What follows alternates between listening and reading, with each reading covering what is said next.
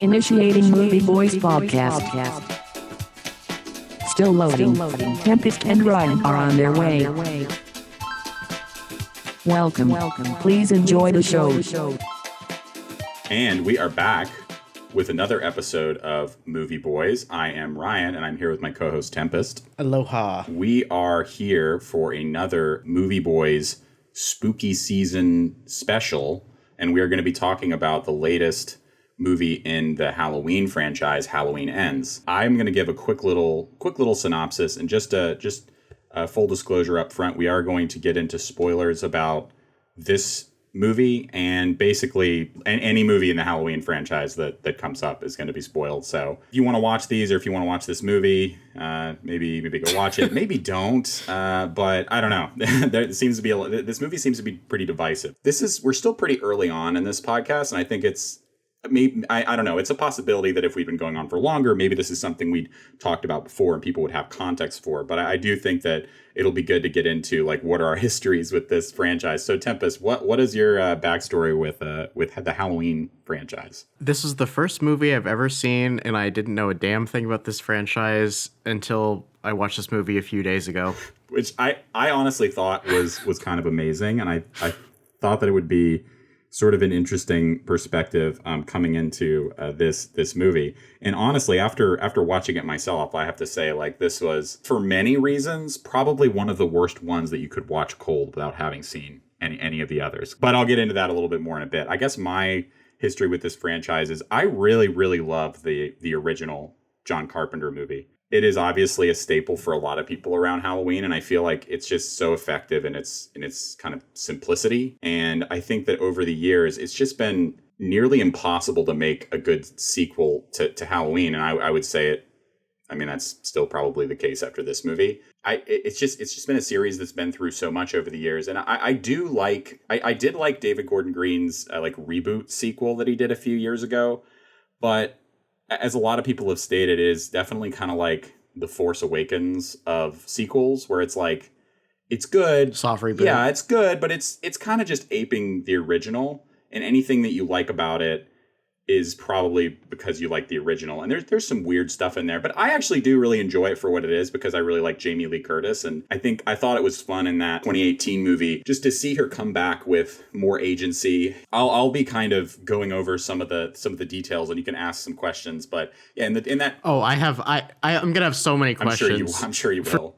But I just really liked in that 2018 movie. I liked, because Laurie in the original movie is, she's kind of the typical sort of, she's kind of just a regular, like, teenage girl, and she's just babysitting, and this horrific thing that happens to her on Halloween night.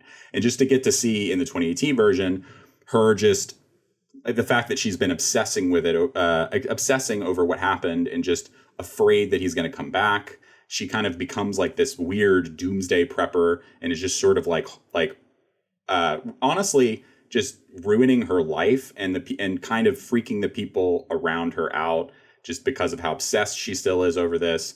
And just, she's constantly training at a shooting range, just ready for him to come back. And I thought that angle to the story was fun, even though basically in the third act, it kind of just, it kind of just repeats the original Halloween, just kind of a little bit reversed, with Laurie Laurie kind of becomes the predator and he kind of becomes the prey. But I liked that. I thought that was kind of a cool little angle. Halloween Kills, the last one, was kind of just a mess. And I think you can kind of enjoy it on like a lame, corny, like slasher movie level.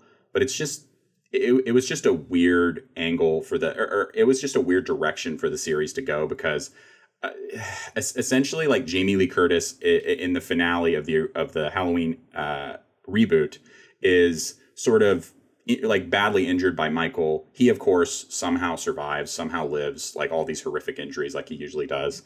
And she is, like, basically in a hospital for the entirety of Halloween Kills, and is sort of just there to monologue and just talk about evil and shit. And then just all of the whole movie is just really strangely about, like, mob justice and all of these people in the town that want to find him and kill him, and end up, like, killing innocent people instead. And it's just really corny, and although I did think that there were some fun, like some interesting kills, and I feel like Michael Myers was still kind of like somewhat unsettling in it. I think that it was. I think it's pretty widely regarded as like as a mess. And the most consequential thing that happens in that movie is at the very very end, Michael kills Laurie's daughter. And so I guess that gets us to this movie. Let me just tell you like why I agreed to this. So like when we started this podcast, I wanted to kind of like challenge myself and like watch movies that like, you know, aren't necessarily in my comfort zone as far as like what I like. And horror as a genre is not really something I really have seen a lot of movies from. And I was like, okay, well, and you seem like you really wanted to, you seem like you were interested in this movie. So I was like, okay, I'll go see it. And also I did think it'd be interesting because I know nothing about this franchise just to like watch the last movie out of 13 apparently. Yeah. I don't know how good of an idea that was because I feel like I'm missing a lot of context for these movies. I didn't give a shit about the Michael Myers character person at all. Like I have no feelings about him. Like he was literally just like a guy that who I thought was going to be like the main character met in the sewer. Right. It felt like, I don't know, like two different movies in a way. Yes. Like the plot with Cody, Or Corey Cunningham. And I guess before hold that thought, I can get into my little description that I wrote really quick. So I guess going into Halloween Ends, the final installment of David Gordon Greene's Halloween trilogy, which, and to make a note, this one actually disregards basically all of the other Halloween movies except for the original 70s movie and then the last two. So this basically disregards all the other ones, and it's kind of like its own self-contained little trilogy. But this follows the new character, and this is spoilers. They definitely, another interesting thing about this movie is just the marketing and the way that they leaned into this being about Laurie again, and it's just all about this new character, Corey Cunningham. And after he's sort of ostracized from the Haddonfield community after an incident that occurred when he was younger, he starts to fall down a dark path. Laurie Strode is actually pretty chill now and just sits around her home, and she still lives in Haddonfield for some reason, and she just sort of makes pies and just vibes for most of the movie. isn't she a writer? Yeah, that's also true. She's sort of also writing about her experience and her trauma as well, and that sort of like bookends the movie.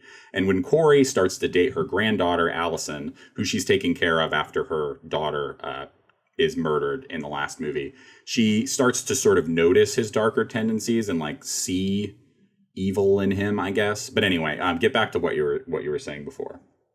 Okay. Was this a supernatural movie? I kept trying to figure that out. So, okay. So going into like the history of like Halloween, I guess, I have not like really delved into some of the later sequels of the Halloween movies after like 2 or 3 of the sequels back in the day anyway. And in some previous sequels, it very explicitly goes into this supernatural element, and it basically explains that, okay, Michael is like essentially was revived, like he's this demon that's revived from this cult, and that's why you can't kill him. And there's all these supernatural elements. But a lot of fans, honestly, including me, have not really liked that element, because making it like explicitly supernatural, I feel like is a little, and like sort of over explaining the backstory kind of takes away some of the mystique of it. In the original, you really don't know that much about like whether it's supernatural, whether he's just this like really strong human being. It's really unclear. But this movie specifically kind of seems to hint that, I think not even just hint, but I think it kind of brings back that supernatural element. Because in this movie, basically this character Corey Cunningham, who in the intro sequence, which I think one of my favorite parts about this movie just period was the opening sequence, because that's something that, as someone like you who hasn't seen any of these movies, it was a really good play on what these intros typically do, which is usually you start off with characters you haven't met before, and then Michael will come in and kill somebody or whatever. And I kind of liked that this one sort of turned that on its head, and you instead see this like horrific accident, and Corey, the kid that Corey's babysitting, essentially falls off of this balcony and dies. And then for his whole life, this character Corey is sort of blamed for this, even though he didn't do anything. So basically, this character Corey starts to just be really frustrated with all the people in Haddonfield who are kind of it's just filled with fucking miserable people. And they try to explain like it's because of this tragedy that happened, and that's sort of like, it's this kind of woo-woo thing of like, oh, it's kind of just spreading out into the town. These collective bad trauma. Yeah, these bad vibes are kind of emanating, and that's why a lot of people are just acting shitty. But anyway, so Corey basically kind of just starts to team up with Michael, and I didn't understand that. So I didn't really either necessarily. I think that, I mean, the sense that I got was that maybe, and other people may have different theories, I don't know, Michael sort of touches his hand, and either there's some kind of like transfer of energy, and he sort of is taking on whatever evil Michael has. This all sounds so corny because it is. Or maybe I saw that as maybe Michael can kind of see himself in him. And again, it's just a very weird thing to do for Michael Myers in general, because he's usually, I didn't get any of that. So I think that's what they were trying to do. And Michael was also, after being like maimed to shit in the last in Halloween Kills, he's basically like completely fucked up at the end of the movie before he escapes.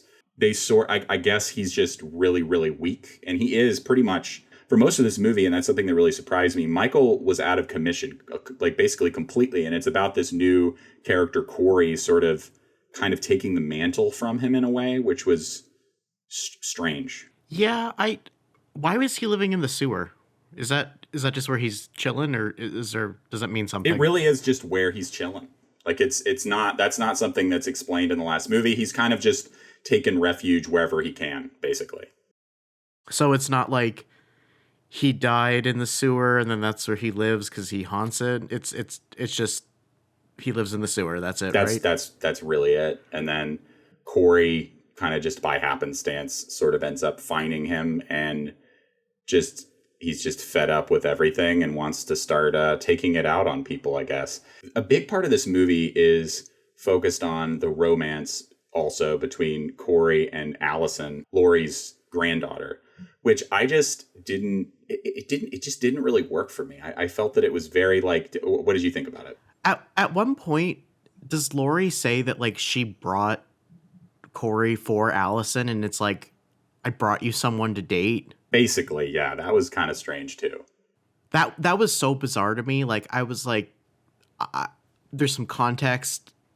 It was supposed to be like, he's damaged too, so you can both be damaged together, and I brought him to you, so that's just fucking weird. I'm sorry. It is, and I guess my issue also is that I think there are a lot of parallels between this trilogy and like the Disney Star Wars trilogy, and that's something I've been sort of like thinking about like since I saw it.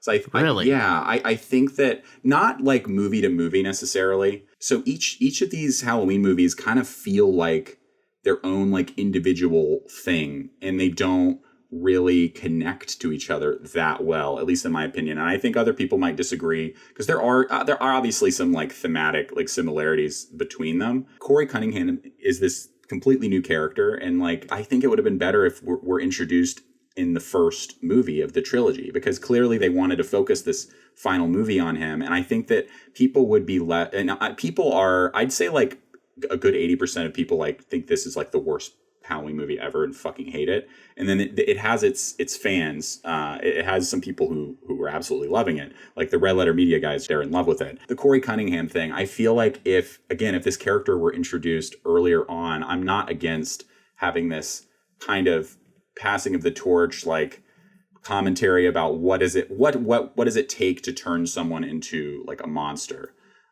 even if someone starts off as like ostensibly a good person, what set of circumstances can turn them into a bad person or a force for evil or whatever. And I'm not against that as a commentary. I just feel like it's just kind of a weird left turn for this series to take, which each movie before this, well, I guess mostly just the first one is about Laurie, and that's primarily it's about. And this movie just, I feel like it takes such a left turn in being about this character that I was pretty thrown by it. I don't know.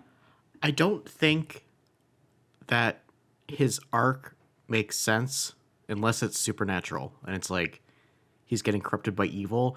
But if it's not meant to be supernatural and it's supposed to be about actual people, like what would cause an actual person to become like a serial killer or to lose humanity, I don't feel like that was achieved in this movie, personally. I think, and that's kind of a weird thing with this franchise, because I do think it was maybe partially supernatural, and it was kind of enhanced by the hatred that he had for a lot of people in this town in a way, and that's what made him kind of a vessel for this like transfer of evil. It sounds corny, but like I guess that I that's kind of how I took it. But I do agree. I think that I don't know, because he does at first, this guy Corey Cunningham, he starts off killing people who he feels deserve it, like just bad people. It's almost like it's not quite like Dexter, like he's not killing killers. He's killing people who are shitty to other people and abusive to other people at first.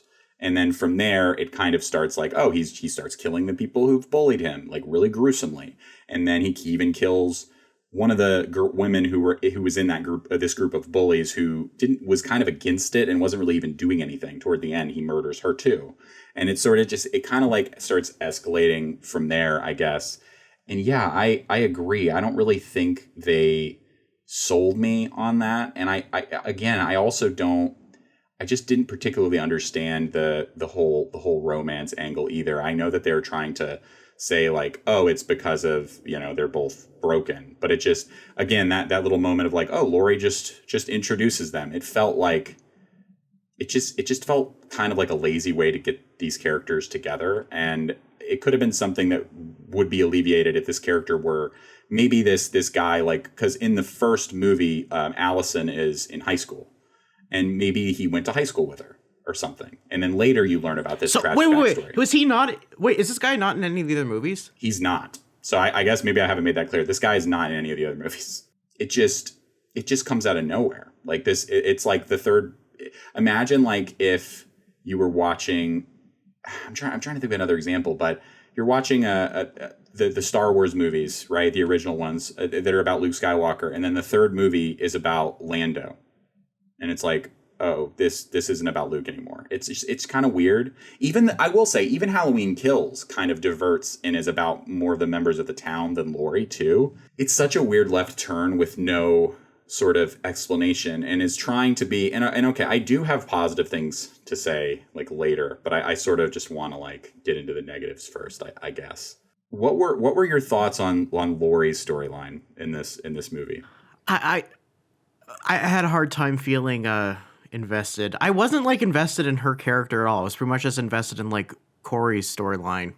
And that was it. And I think that's understandable, because they basically explain in this that ever since the events of Halloween, the 2018 version, and Halloween Kills, that she's sort of hasn't gotten over it, but she's sort of learning to live with it, which is great for her character. But like it's just, she's kind of just, she's more in the stage of like processing what happened, and that's why she's writing this book. And I guess I feel like they kind of bitched out at the end. If you're gonna have this, my whole thing is, if you're gonna have this movie be about this completely new character, which is it's a bold choice and it's a weird choice, just make it about this new character. Like don't give Laurie this whole like epic battle with Michael Myers at the end. You know what I mean? Like I think that. Yeah, that was kind of weird. Because it's like, okay, now at the end, because that's kind of what everyone, I think going into this movie, me and all of like the people who watch the series, that's what we expected. That's what was in the trailers, was just like kind of, even the posters are hinting at this epic showdown. And this movie isn't about Michael Myers almost at all. And then in the finale, he just kind of shows up again, and after Corey kills himself to try to frame Laurie for killing him, even though Laurie had already shot him. It was just that was kind of a weird little moment. But and then it's almost like the final 15 minutes are just like, okay, now this is kind of the sequel that you expected it to be. And to me, it undermines everything that came before it, kind of. Because if you're going to have a movie about this new character and you're going to kind of explore like the evil that's in Michael transferring to someone else, it's like that sounds kind of cool, like in theory, but I just feel like it was half-assed. And also, it seems like Laurie's like the character Laurie, like when she starts suspecting like Corey's like evil or whatever, like becoming evil, he's like sleeping on the blood stain of where the kid fell in that house. I think like, and she's like, it's just kind of like the vibe she's just getting. Like it doesn't seem like he doesn't really say or do anything. It's just kind of like, oh, I just feel like he's evil now.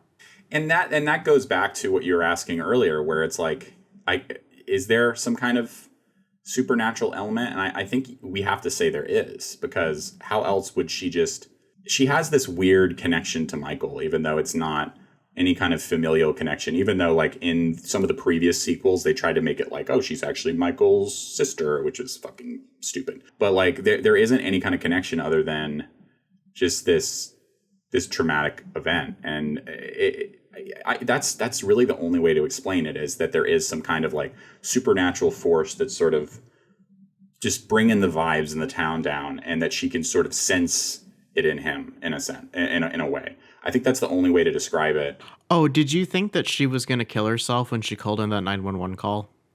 See, I did not, because again, like watching this, for a second, I was like, if they actually went that direction, that would be really dark. Just such a betrayal of what she's been through. Because her whole arc in this movie is that she's gotten over it. And, okay, I shouldn't say that. Is that the whole arc is that she's learned to manage it, because you can't ever like just get over something like that, obviously. Yeah. But like she's learned to live with the trauma and what's happened. And just having it end that way would be fucking insane. And I also didn't really understand that scene, because like she just kind of knows he's there, I guess. Yeah. And that's why, and I didn't really understand that, but whatever. She can sense the evil vibes in the house, just like she can sense it in the kid or something. Like, I don't know. Like it's kind of cheesy, but it does make it more of like an exciting moment, or it's supposed to try to make it a more exciting moment, I guess, that it's a surprise rather than we know that she knows earlier on, I guess. Just that whole final confrontation, I guess I found to be, it's not as good as the final confrontation in the 2018 movie, which is sort of their first clash since like the 70s Halloween movie, but this time she's like ready to fight him. In this one, it's kind of just like a way lamer rehash of that fight. So it's like, did you really need to give this to people? I don't think you did. I feel like, again, for me, it sort of just undermines the whole going a different direction angle that they were trying to do with this. You know what I mean? Okay. I wasn't scared at all watching this movie, and I'm someone who actually will get scared watching a scary movie. Like nothing really for this movie really stood out to me, other than like the ending scene where they put his body in the chipper. Like I remember which was kind of funny, honestly. But. I remember watching that and thinking like, wow, this is so dramatic. Like the entire town is like carrying his body to the junkyard to throw his body into the chipper. I was like, this. Like that was the moment when I realized that like I've missed so much context by not watching the other movies. Yeah, and I think that I guess goes back to, the evil that is like permeated throughout this town, and like everyone's able to finally rid of it, I guess, because he's finally dead. But it was done in obviously the most dramatic possible, like over the top way that they could have done it. And again, I mean, going back to like specific plot points, it really is just that this new character Corey starts to.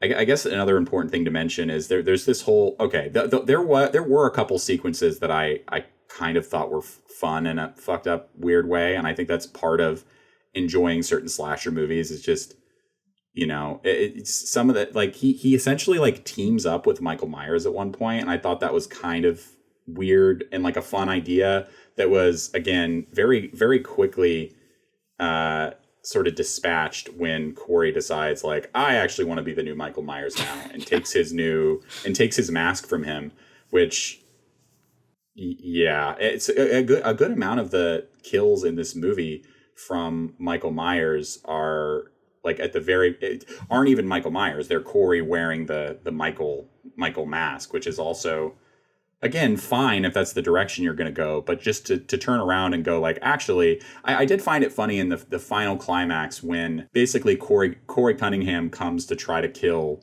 Laurie in the Michael mask, and Laurie finds out that it isn't him, and then he kills himself, and then Michael follows Corey there, I guess, to just get his mask back, and while he's there, he's like, I guess I could just try to kill Laurie again, you know? Well, I guess I'm here, so I might as well do it. I don't know why I found that so funny, but just, he wasn't even there to kill her necessarily. He was just like, well, I wanted to get my mask back, and you're here. You're an obstacle in my way.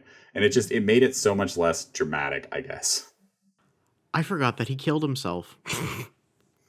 Yeah. So I promised I watched this movie. I feel like it really didn't resonate with me. I don't know what else to say. Like it didn't leave a really much of a emotional impact memory. Like I thought the movie was just kind of like fine.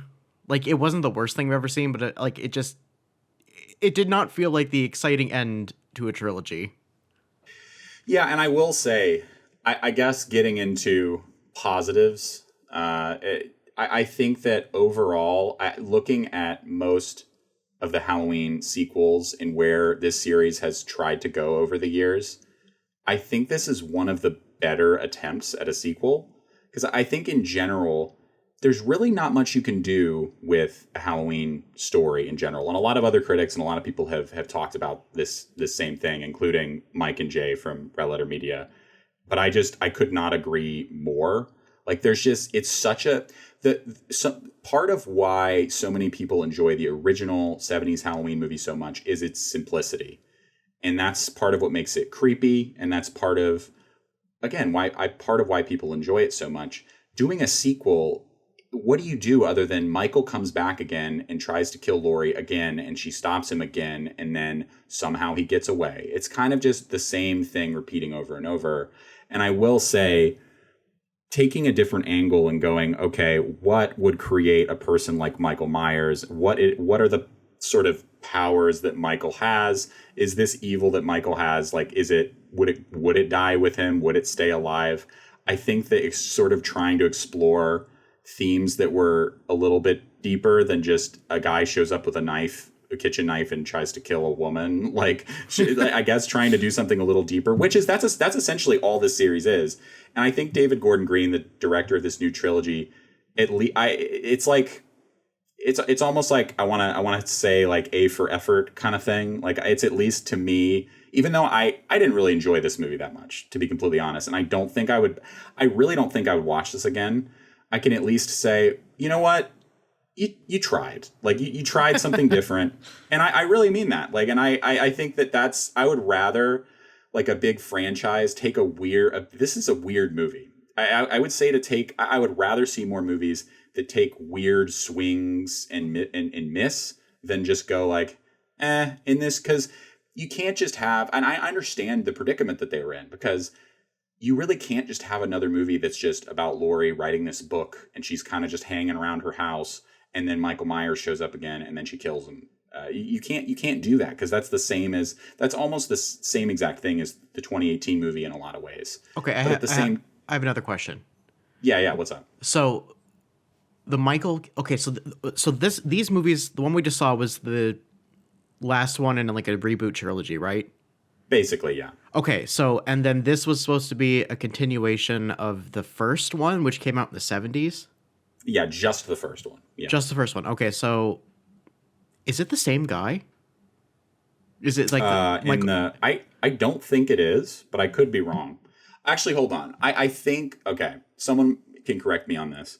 I think that they used the same guy. I know for a fact that they used the same guy for certain shots in the 2018 one, and maybe used him for certain shots in this one, but I don't think he's actually like doing any of the I think they switched to somebody else during any movement or anything. And same thing with Jamie Lee Curtis, probably. I don't mean like the actor. I mean like the character. Like, it's the original Michael Myers from the first Oh, movie. yeah. It's the same guy. I find that, okay. I don't understand then how we basically have like a mentally ill serial killer who's just chilling for like 50 years. Yeah, and that's like that leads into and makes people that leads into the supernatural thing. Like, is this guy some kind of creature? And I mean, you might say yes, or is it some like just weird genetic anomaly, like somebody who is like just stronger and like more resilient than anyone else? And that's what I guess they've tried to leave that up to interpretation, but I feel like in this one, it makes it a little more clear that there's probably something supernatural about it. I feel like that's kind of annoying because I like having definitive answers. You know what I mean? Like, I feel like if you're going to make a movie like this, I feel like you either need to commit and it needs to be like grounded in like reality, or admit that there's like supernatural stuff. And the fact that like I don't like the plausible deniability of it. While it would clear up some problems I have, at the same time, I think that once you start making that supernatural stuff really, really explicit, at least for me personally, I just think I think there's something scary and like more and creepier about the mystery. But again, in this specific movie, it starts to veer. It does it worse, is all I'm saying. I think if you saw the 2018 one, you would maybe appreciate it a little bit more. And this one kind of starts to veer over more into that, like, what the fuck is going on, because of the energy transfer with this new character, Corey. And it's just, again, it's more, it just seems more unbelievable. I think if you watch the 2018 one, it doesn't leave as many questions like that. At least I would, that's how I feel. And again, there have been so many fucking Halloween sequels over the years. And this isn't even the first Halloween like reboot series over the years. Like, Rob Zombie did one back in like the late 2000s maybe. And that was another one where they tried to overly explain his backstory, and I just didn't care for it. Like, he's not supposed to be the lead character in these series. He's just like a mysterious kind of unstoppable force, and that's part of the intrigue of the character, I think. And I'm definitely glad that they don't try to overly explain him in this, but in a way, I feel like this is kind of them trying to have their cake and eat it too, by introducing this new character that could have potentially been the new Michael Myers type of character, but even though they end up killing him. Would it make more sense if this is supposed to be, if Michael Myers is supposed to be like this evil force that's like killing people? Would it make more sense for like different masks and like different people? Do you know what I mean? Yeah, like if it were multiple people, sort of like with this force behind them. Is that what you're saying? Yeah, like if it's supposed to be that it's this evil force, wouldn't it be represented by like different people and like different masks? Also, I feel like that would be more, I don't know. I guess maybe I'm overthinking this. Like, they're probably just going with the same mask because of like branding or whatever, but I feel like that would be maybe more compelling, that like it's like different every time. I don't know, because that kind of goes back to what you're saying, that like the story is really simple, and it's like, how do you make sequels to a really simple story? And it's like, well, you do little tweaks like that. And I think that I have not seen some of the way later Halloween sequels, and I think that they try to do something like that, like he has like apprentices or whatever, and there's other people. But I understand what you're trying to say. Like, in this case, it would be like a different mask or different types. And I think that really is just kind of like a branding thing, if Probably, anything. yeah. And it is supposed to be, it's weird. And I find some of the ambiguity to be part of sort of the fun of the character, and people just sort of debating and talking about what they think about it. But I feel like this movie, it introduces a lot of weird new things to the mythology that just make it a little bit more unclear and are going to have a lot of people asking questions. I feel like if you had seen the other movies, you would still have the same questions. I guess that's all all I'm going to say. I feel like you would still, it doesn't explain any of this stuff. And the movies used to have this character in the very, very original movie, this psychologist, Dr. Loomis, that was kind of there to deliver sort of, I mean, this actor is great. Like, he delivers this really melodramatic, like, expository dialogue about Michael and like the nature of evil and stuff. And he's kind of there to explain a little bit, but just very vaguely. And they kind of shied away from having any, I guess in a way, Laurie is kind of that character in this movie. She kind of talks about like the nature of evil and just, that was another thing that I personally didn't, I don't know. It may have been in the spirit of the series and in past movies, but I still felt that it was just a little broad and kind of corny at times, and just it definitely wasn't scary, to be sure. And I didn't find any of this movie to really be scary either. Going back to your earlier point, it is supposed to be scary, right? That's actually a good question. I don't know. I've never really found, even the 2018 Halloween movie that I really like, I don't find it to be that scary. It definitely has like I think there are creepy things about it, but it's never something that I've found overly scary. It's almost like a thriller / horror movie. Okay. The original is maybe more of a straight horror movie, and maybe people will disagree with me, but I don't know. I didn't find the 2018 Halloween movie to be like that scary either. The original is tough to make people go back and watch, especially because so many movies. It's one of those movies that so many people have like sort of copied and aped over the years that it's like once you see it, you'll almost feel like you've already seen it. So it's definitely a movie you have to go into with a lot of context and you kind of just see it for what it is. But I do still like it. I think there are like creepy, like sort of unsettling things about it. But this movie especially, it did not work for me on that level. And it's more of like a dark, like thriller type of movie more so than it's obviously still like a horror movie in a sense. But to me personally, that's kind of what it feels like more than anything, I guess. Is there anything else you like about the film?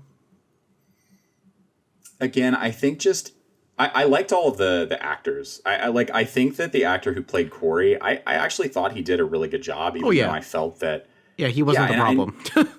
No, and just all of the acting I thought was really, really good, and especially Corey, because I will say this whole movie is essentially on his shoulders, and that's tough for a new actor to come in and in a franchise after three movies basically, and to kind of carry the whole thing. And I thought he did a good job with what he was given, and it's definitely anything that I don't like about the movie. And again, I didn't hate this either. I think the more I've thought about it, the more I've gone like, I kind of get it. I kind of understand why they went the direction that they did, but just that ending just feels kind of tacked on, and this whole thing just feels kind of like they're trying to have their cake and eat it too. And I just think a lot of it for everything that worked for me, there was another thing that didn't, I guess.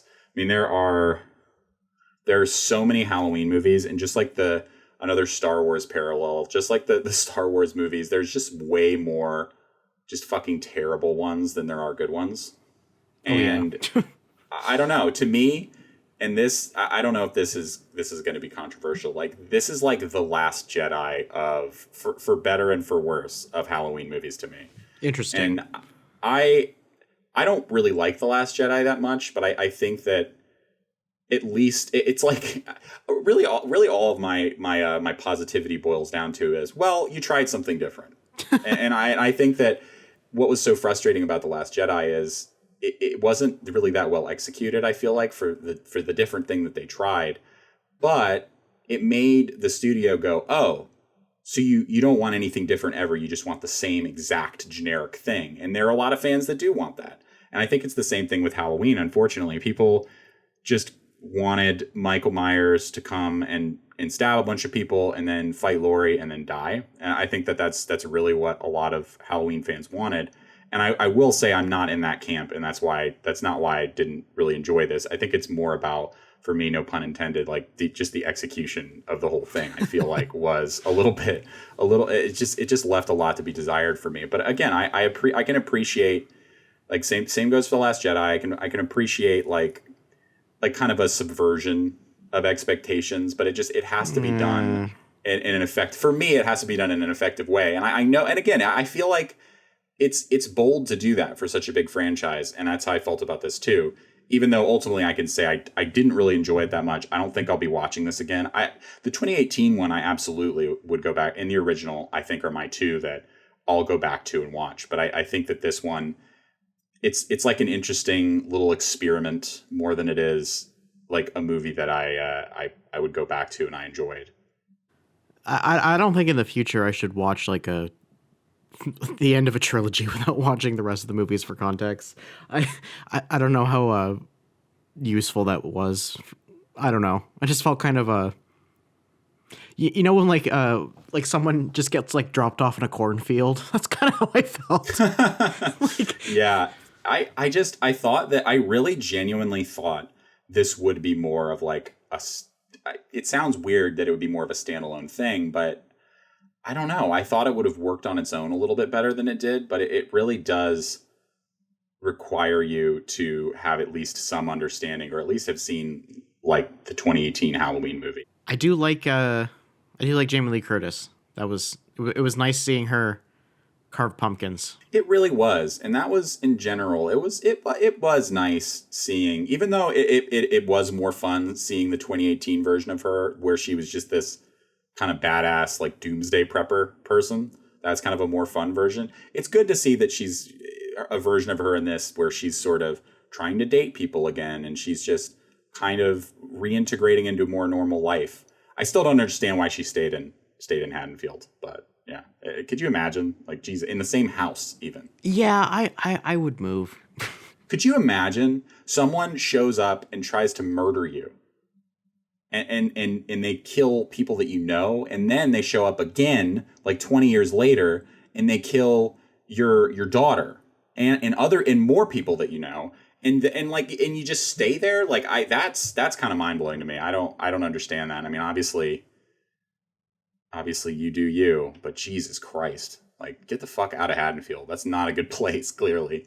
Yeah, I would move, and I would get like a security system and like a guard dog and hire like a TikTok witch to come over and like do a seance. Like, oh my God. Yeah. It's like Gotham City at this point. It's like, I'm sorry, but you got to find a way to get out.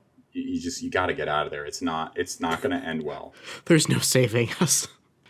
Yeah. I don't really have any other thoughts other than like, it was a movie.